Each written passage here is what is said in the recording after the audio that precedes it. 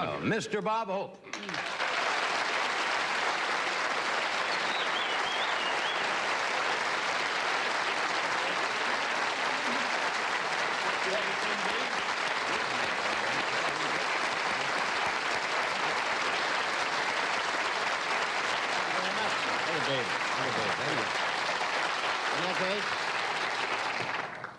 We have all the in-laws here tonight.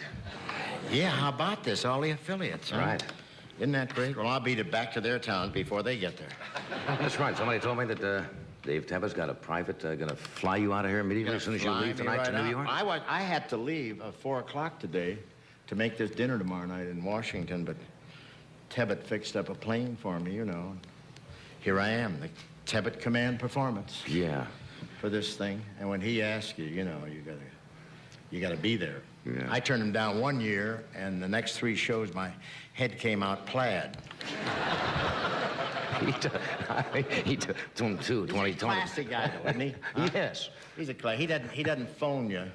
An NBC page arrived with a 30-minute cassette of Tebbett at the Wailing Wall. I have a feeling, you know, when I die, that graveside is going to come a color TV. Saying good luck in the great beyond, Dave Tebbett. There'll be a 25-inch color RCA, and they'll put that right in the grave. Yeah, but he'll be there. It'd be St. Tebbett telling you which way to go. I have a feeling about that. What do you work so much for? What are you doing? This is nothing. I'm back in vaudeville. That's right. And I've got to be in vaudeville the way things are, the way the market is. I'm just around, you know, picking up a few little things here and there. You're doing the commencement? For my son. Well, you've done that before at colleges. You have... yeah, I've been a few of them. A number of honorary... How many honorary degrees now have you got? I had one the other day from Salem College in West Virginia. You ever heard of that? Sure. It's the first mentholated student body I ever worked for. No, but it was nice. And they gave me a new degree, John, Doctor of International Relations, which I thought Kissinger should get. I really do. Yeah. Because any man that will give up his honeymoon to ride a camel between Damascus and Tel Aviv... I think he ought to get something, don't you? And I want to tell you, he really gets around. The other day, 3 planes landed in Paris, and he got off all of them. 1, 2, 3, 4, 5. No, he's great. He's traveled. He has so many miles on him, he had his feet rotated. Should we wait or should we move on? You get bugged when you fly. Now you're going back on a private plane. Do people? Well, of course they do when you're on a commercial plane. Well, it's a pretty nice thing. I'd like to have my own plane. I really would. Well, why don't you get one? Well, I'd like to have both wings. No, it's a little rough to have a plane, you know, to handle it. And Jack Nicklaus is in pretty good shape. He had to give up his plane. Yeah. You know? And you save a lot of wear and tear when you just, you know, the limousine drives out to the private plane. You miss that wear and tear at the runway at the airport where they run up to you like, a woman ran up to me in Dallas the other day and said, "Are you live?" I said, "No, I'm on tape." She said, "Oh." It's true. You know that. You got a show coming up, or you're connected with this show, and I did something on it, and I'm not sure what I did. A show called The Bluffers. Yeah, it was very strange. There were a lot of people in there a couple of weeks ago. Yeah, an awful lot of people, and you're one of them. And it was nice of you to help us do it. Yeah, David Niven was in there. And, you got a piece of film going on? I think we're going to have to take a break. This comes out May the 28th, following the Emmy Awards. So That's right. You'll be a doubleheader that night. That's right, I am seeing that. And it's got a lot of people on it, really a tremendous cast. And this particular piece they have on is introduced by a guy called Michael Bentine. I know who he is. And The Bluffers is really a thing about con men, you know, guys that try to con their way in different businesses. You and I know a lot about that, yes, don't we? Yes, we've done our share. And this is quite a thing, and it shows what an announcer has to do to ad-lib when he's in a rough situation, like filling in for 30 minutes after when a match runs short or a basketball game. It's one of those things. We're going to take a break before we show We're going to take a break, he said, and then yes, we're going to but first we have to pick up a little money for the NBC picnic.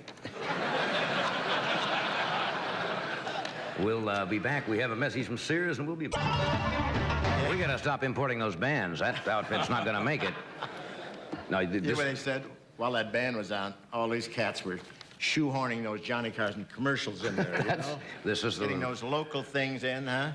What do you All got that here? Stuff. This is the list Freddie just handed me. This is Yeah, the listen list to some of these people on on the Bluffers. Ed Asner, Jack Benny, Michael Bentine, Ernie Borgnine, Johnny Carson, Angie Dickinson, Sandy Duncan, Glenn Ford, Zsa Zsa Gabor, Merv Griffin, Pat Arrington, Ed McMahon, Carl Reiner, Bobby Riggs, Karen Valentine, and Damon Wilson. And the Bluffers Repertory Company, composed of Arlene Galanka, Jennifer Darling, Barbara Rhodes, Chuck McCann, Bob Ridgely, and Ronnie Graham. That's a lineup. That's in 1 hour. And that follows the Emmy show Tuesday, May 28th on NBC.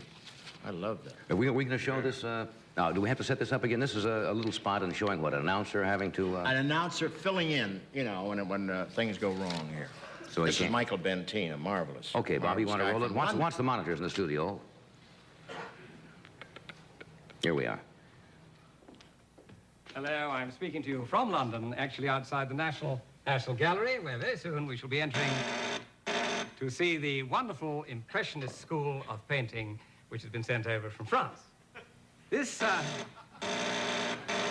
exhibition is perhaps the greatest exhibition that France has ever sent us. It, of course, originated in the Louvre in Paris,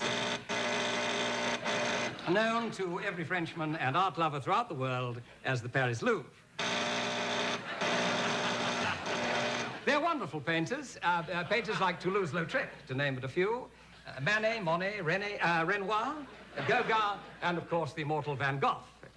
And each of them has produced a masterpiece. For the first time, this agglomeration of paintings is now in London. One of the most exciting exhibitions that I think London has ever seen. I am myself, count myself very fortunate to be the commentator on this wonderful exhibition. Because the security, as you can see, has been extremely strict. The beautiful carved door that I was striking then is, in fact, the work of the great London door carver, Grinlin Gibbons, who carved so many of London's doors and to whom we owe such an enormous door debt. The marble steps that I'm standing on are not by Grinlin Gibbons, but possibly by some Italian step carver working for the London Step Carving Company, and the railings, of course, which we see quite clearly on either side of me, are probably the work of the London Railing Company as well. Now this window, which is possibly the work of the London Window Company, is locked. Doubtless with one of those fine locks that the London Lock Company has been exporting for many years all over the world. But very soon, I think we might be able... Oh. Yes, this brick, which is probably the work of the London Brick Company, will... Evening, officer. I'm just doing a program for NBC. Yank TV, you know. Yes. Have a nice night. Yes, well done. My love to the commissioner. Very soon now, we'll be inside the gallery to see the magnificent work of the French Impressionist school, which has... which has... now, this must be the side gallery, and by the smell of turpentine and acetone, it's probably used for restoration. It's a little dark in here, but if I've got a match somewhere here, if I can... Yes, now, yes, now it's not quite so dark, and I can clearly see that the gallery is filled with masterpieces which are in need of cleaning. Rembrandt, Rubens, and other magnificent painters who have enriched our lives so much during the course.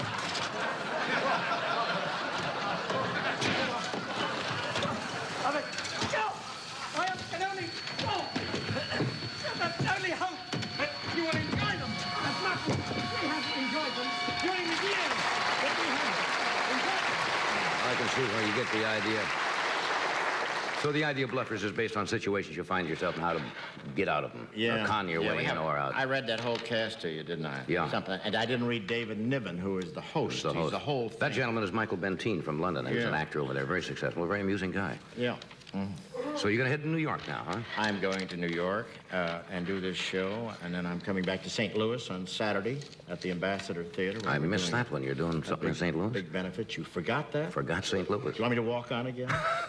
That's incredible. No, it's great seeing, and I just did want to come on with these wonderful affiliates because I've been working for them for a long, long time. You know, I've been with NBC. I guess the dog with the Victrola is the only thing that's been around longer than I have. Yeah. Well, they're our bread and butter in the affiliates. Yeah, you're not kidding. Hey, thanks for coming. Thank you, and I know you have a wonderful show because I saw Rickles outside walking his Cobra. And I'd like to get out before surgery. Thank you, Bob.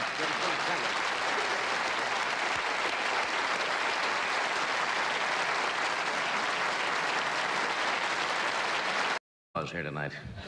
Yeah, how about this? All the affiliates, huh? Right. Isn't that great? Well, I'll beat it back to their town before they get there. That's right. Somebody told me that Dave Tebbett's got a private, going to fly you out of here immediately as soon as you leave tonight to New York. I had to leave at 4 o'clock today to make this dinner tomorrow night in Washington, but Tebbett fixed up a plane for me, you know. Here I am, the Tebbett Command Performance. Yeah. For this thing. And when he asks you, you know, you gotta be there. Yeah. I turned him down 1 year, and the next 3 shows, my head came out plaid. he took him 20.